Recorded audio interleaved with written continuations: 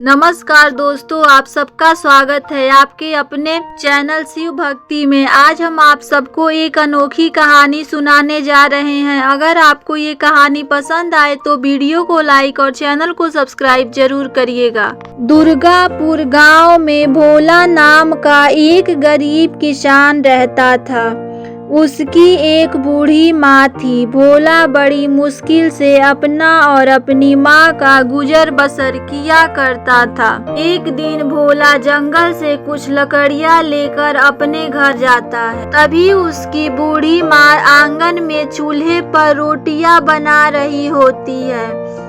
भोला, अरे माँ, बहुत जोरों की भूख लगी है, जल्दी से रोटी दे दो। जंगल में लकड़ी भी अब नहीं रही। मुझे तो आगे की चिंता हो रही है। अगर आगे जंगल में लकड़ी नहीं मिली तो तुम रोटियां कैसे बनाओगी? माँ, अरे मेरे बच्चे, तू चिंता मत कर, ले पहले तो रोटी खा ले। दिन भर इतनी मेहनत करता है, तू देखना मेरे बच्चे, कोई ना कोई रास्ता निकल आएगा। जिसके बाद भोला खाना खाने लगता है। अगली सुबह भोला फिर से गांव के जंगल में लकड़ियां लेने निकलता है। तभी उसे रास्ते में गांव का सेठ तिजोरी लाल मिलता है।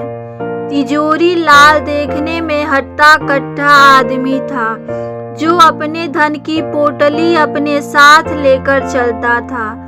तिजोरी लाल की एक आदत थी, वो हमेशा छींकता रहता था। सेठ, अरे भाई, एक तो मेरा ये जुकाम कभी ठीक नहीं होता। भोला, सुबह सुबह कहाँ सैर सपाटे पर निकल गए भाई? भोला, अरे सेठ जी, जंगल में बस लकड़ियाँ लेने जा रहा था। अब आप तो जानते ही हैं, मुझ गरीब के घर तो चूल्हा ही जलता है। आपको कभी जरूरत पड़े तो बताइएगा। सेठ, हाँ भोला, तुम अगर जंगल जा रहे हो तो मेरे भाई मेरे लिए भी लकड़ियाँ लेते आना। अब सर्दियाँ भी तो बढ़ गई, आग जलाने के काम आएंगे। क्या पता मेरा जुकाम भी ठीक हो जाए। भोला, जी सेठ जी, मैं लकड़ियाँ आपके घर ले आऊंगा, आप बिल्कुल चिंता मत करिए। भोला जंगल जाता है और कुछ लकड़ियाँ लेकर सेठ तिजोरी लाल के घर आता है। सेठ, अरे आओ भोला आओ, आखिर ले ही आए तुम लकड़ियाँ। भोला, जी सेठ जी, ये लीजिए, इतनी लकड़ियाँ इस सर्दी में जलाने के लिए काफी हैं। सेठ, अरे बहुत अच्छा किया तुमने। भोला, सेठ जी, मेरी माली हालत तो आप जानते ही हैं। अब तो घर में भी अन्न का एक दाना नहीं बचा। मुझे अपनी चिंता नहीं है, लेकिन मेरी बूढ़ी माँ, मैं उसे कैसे भूखा रखूं? आप मुझे कुछ पैसे उधार दे दीजिए ताकि मैं थोड़ा खाने का सामान ले सकूं। मैं आपके पैसे जल्दी ही लौटा दूंगा। सेठ, अरे भोला, मैं जानता हूँ तुम एक ईमानदार आदमी हो, लेकिन भाई तुम्हारी माली हालत भी अब किसी से छुपी नहीं है। पैसे तो मैं तुम्हें दे दूंगा, लेकिन भैया ब्याज सहित वापस भी लूंगा। बोला, ठीक है सेठ जी, जैसे आपकी इच्छा। अभी तो मुझे पैसे की बहुत जरूरत है, आप मुझे पैसे दे दीजिए। जिसके बाद भोला को कुछ पैसे देता है। भोला वो पैसे लेकर अपने घर आता है। माँ, अरे क्या हुआ बेटा, कहाँ रह गया था? कब से तेरी राह देख रही हूँ। भोला अपनी माँ को सारी बात बताता है। भोला, अब तुम ही बताओ माँ, मैं क्या करता? घर में तो कुछ भी खाने को नहीं था, इसीलिए मैंने सेठ तिजोरी लाल से कुछ पैसे उधार ले लिए। अब इन पैसों से मैं तुम्हारे लिए कुछ खाने को लेकर आऊंगा।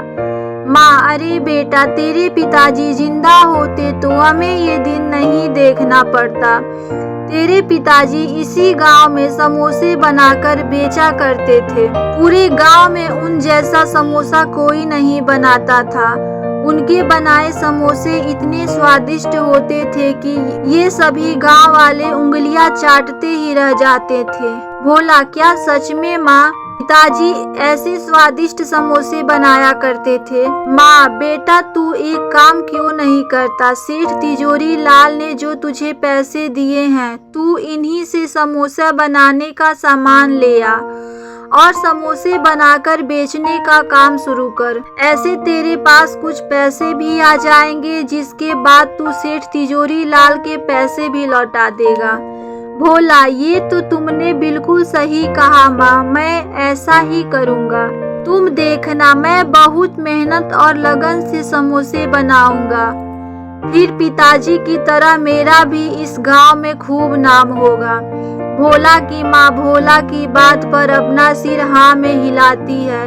तभी भोला तिजोरी लाल के दिए पैसे से समोसे बनाने का सामान ले आता है और समोसे बनाने लगता है। उसकी बूढ़ी माँ भी भोला की समोसे बनाने में मदद करती है। थोड़ी देर बाद सारे समोसे बनकर तैयार हो जाते हैं। भोला, देखो माँ, कितने सारे समोसे बन गए। अच्छा, अब मैं इन्हें लेकर गांव के बाजार में बेचता हूँ। माँ, अच्छा ठीक है बेटा। जिसके बाद भोला समोसे लेकर गांव के बाजार में जाता है और वहीं बाजार में अपने समोसे लेकर खड़ा हो जाता है और जोर जोर से आवाज लगाने लगता है। ठेले वाला, अरे भाई, ये कौन मेरे ठेले के सामने चिल्ला रहा है? भैया, अच्छा ये तो भोला है, इसकी इतनी हिम्मत, मेरे ही समोसे के ठेले के सामने बेस्वाद समोसे लेकर आ गया। ये तूने अच्छा नहीं किया, मैं तुझे यहाँ अपने सामने टिकने नहीं दूंगा, बता देता हूँ। हाँ भोला, मेरे प्यारे गाँव वालों, गर्मा गर्म समोसे खाओ तो इधर आओ। भोला के पास, अरे आओ आओ। गांव के दो आदमी भोला के पास आते हैं। पहला आदमी, अरे ओ भोला, क्या तू भी अब समोसा बेचेगा? तुझे आता भी है समोसा बनाना? तू जाकर जंगल में लकड़ियाँ ही चुन, ये समोसे बनाना तेरे बस की बात नहीं। दूसरा आदमी, अरे सेठ, अरे ठीक है, अरे भाई, अब इस भोला के समोसे खाकर तो देखे जरा आखिर कैसे बनाया है भैया। अरे लाओ भैया, खिलाओ तो सही अपने जरा ये समोसे। भोला, अरे हाँ भाई, अभी खिलाता हूँ, तनिक खाकर बताइए कैसे लगे भोला के समोसे। भोला उन दोनों को अपने ही बनाए समोसे देता है। पहला आदमी, अरे भोला, ये क्या गुड़ गोबर बना दिया है, कुछ डाला भी है अपने समोसे में या नहीं? ना नमक लगता है ना मिर्ची, छी छी छी, सारा मुंह का स्वाद ही बिगड़ गया। दूसरा आदमी, अरे भाई, ऐसे बेस्वाद और खराब समोसे तो हमने कभी नहीं खाए। क्यों भोला भाई, जब समोसे नहीं आते हैं बनाने तो क्यों बनाते हो? तभी सामने के ठेले से आवाज आती है, जो सामने समोसे बेचने वाले कालू की थी। कालू, अरे भाई, यहाँ आओ मेरे ठेले पर। अरे कहाँ आप भी इस भोला के टे से समोसे खाने लगे? यहाँ आओ मेरे भाइयों, मैंने बनाए हैं मजेदार, एक नंबर के स्वादिष्ट गर्मा गर्म समोसे। आओ भैया आओ, खाओ भैया समोसे खाओ। तभी दोनों आदमी सामने वाले की दुकान पर चले जाते हैं। भोला ये देखकर बहुत दुखी होता है और अपने घर आ जाता है। माँ, अरे माँ, आ गया बेटा, क्या हुआ? तेरे बनाए समोसे गांव वालों को पसंद आए या नहीं? भोला, नहीं माँ, गांव वाले बोलते हैं मेरे समोसे में कोई मजा ही नहीं है।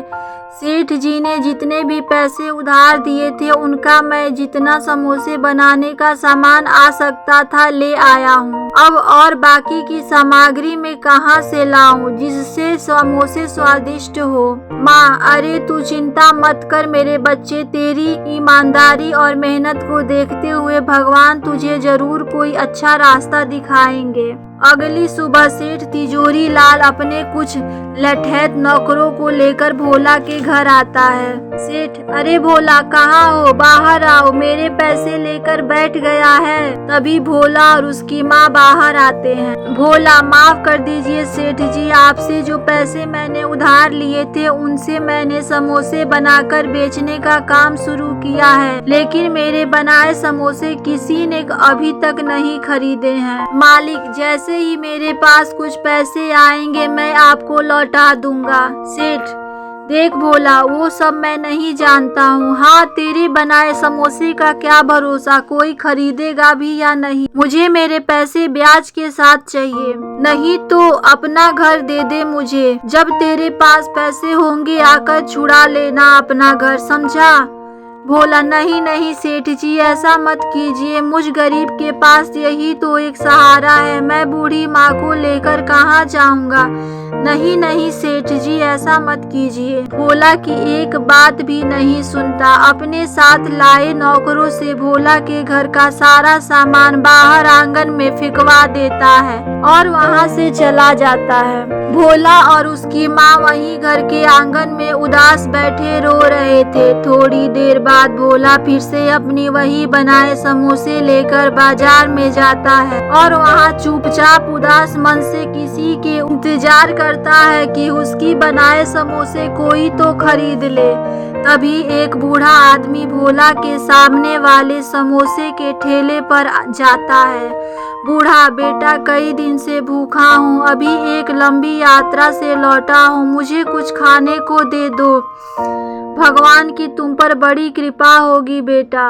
कालू, अरे ओ बुढ़े, क्यों खामखा मेरा टाइम खोटा कर रहा है, देख नहीं रहा है कितनी भीड़ लगी है।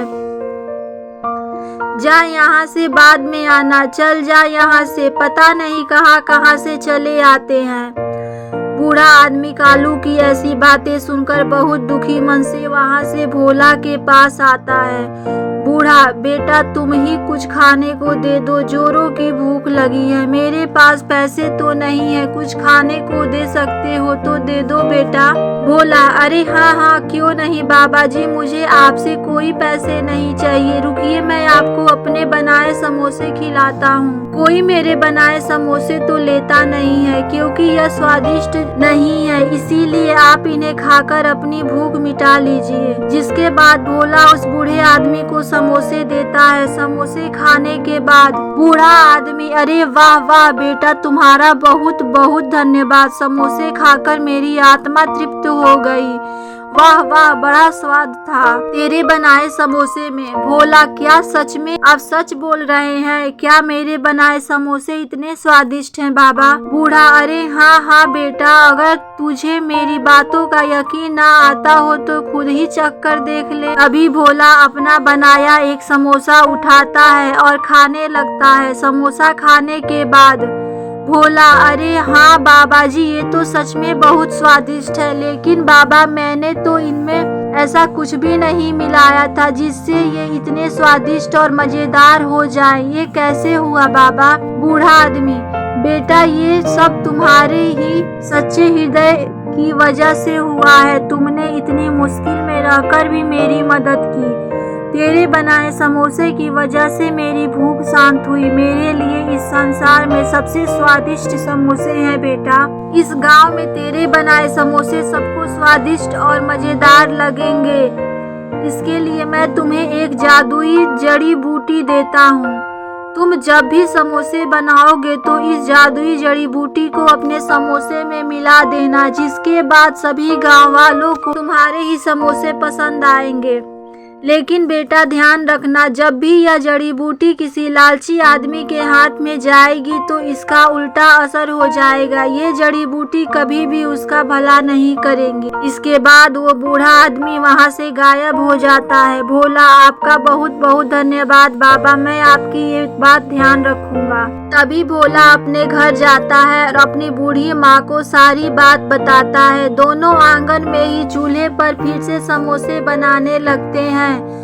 भोला फिर से समोसे लेकर गांव के बाजार में जाता है और बाबा की जादुई जड़ी बूटी समोसे में मिलाता है। जड़ी बूटी मिलाते ही भोला के सारे बनाए समोसे में से बहुत ही अच्छी खुशबू आने लगती है। तभी गांव के कुछ लोग भोला के पास आते हैं। आदमी, अरे भाई जरा अपने समोसे तो खिलाओ, खुशबू तो बड़ी अच्छी आ रही है, चलो तुम खिलाओ खिलाओ, हमसे तो रुका नहीं जा रहा भैया, जल्दी जल्दी खिलाओ। भोला, हाँ भाई क्यों नहीं, लीजिए अभी देता हूँ। भोला उन सबको समोसे देता है। सभी समोसे खाने लगते हैं। आदमी, अरे भाई क्या डाला है इसमें? अरे वाह, बड़े ही स्वादिष्ट समोसे हैं। दूसरा आदमी, अरे सच में भोला भाई, ऐसे समोसे तो हमने कभी नहीं खाए हैं, जरा 10 समोसे मेरे घर के लिए भी बांध देना भैया, बहुत ही बढ़िया, बहुत ही मजेदार समोसे हैं। थोड़ी ही देर में भोला के समोसों की खुशबू पूरे बाजार में फैल जाती है और देखते ही देखते भोला की दुकान पर भीड़ लग जाती है। भोला के सारे समोसे बिक जाते हैं। अब भोला रोज समोसे बनाते समय वह जड़ी बूटी डालता है, जिसके बाद भोला के समोसे पूरे गांव में सभी लोग बड़े चाव से खाते हैं। देखते ही देखते भोला अपनी बड़ी दुकान कर लेता है। कुछ दिनों बाद भोला, सेठ जी ये रहे आपके पैसे जो मैंने उधार लिए थे, अब आप मेरे घर को मुझे सौंप दो। सेठ बोला, क्या बात है भाई, बहुत कमाई हो रही है आजकल, इतनी जल्दी पैसे का इंतजाम कर लिया। चलो, मुझे मेरा पैसा चाहिए था। अब भोला और उसकी माँ आराम से अपना जीवन बिता रहे थे। भोला रोज अपनी दुकान पर खूब समोसे बनाता और बाबा की जड़ी मिलाता। पूरा दिन भर भोला की दुकान पर खूब भीड़ लगी रहती। ये सब देखकर कालू की जान जल रही थी। अब उसके बनाए समोसे कोई भी गांव वाला नहीं खाता था, कोई भी उसके ठेले पर नहीं आता, सब भोला की दुकान पर जाते। एक दिन, अब तो मेरे ठेले पर कोई भी गांव वाला समोसा खाने नहीं आता, सब इस भोला के ही पास जाते हैं। नहीं नहीं, अब बस बहुत हुआ, इस भोला को तो सबक सिखाना ही पड़ेगा। आखिर ये अपने समोसे में ऐसा क्या मिलाता है जिससे इसकी बिक्री इतनी ज्यादा बढ़ गई है, इसका पता तो लगाना पड़ेगा। अगले दिन सुबह भोला अपने दुकान में समोसे बना रहा था और उसमें बाबा की जड़ी बूटी मिला रहा था, तो ये सब कालू छुपकर देख लेता है। और तभी कालू रात में भोला की दुकान में जाता है और वो जादुई जड़ी बूटी चुरा लेता है। अगली सुबह भोला अपनी दुकान पर आता है, लेकिन उसे अपनी जड़ी बूटी कहीं नहीं दिखती। भोला, अरे ना जाने मेरी जड़ी बूटी कहाँ चली गई,